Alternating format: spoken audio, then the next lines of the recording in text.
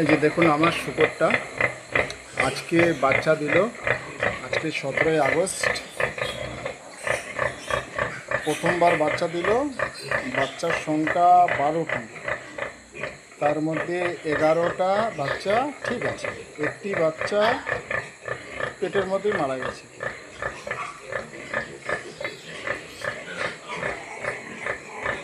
বাচ্চা প্রত্যেকটাই সুস্থ আছে। হয়তো কালকেও একটি শুকর আমার বাচ্চা দেবে।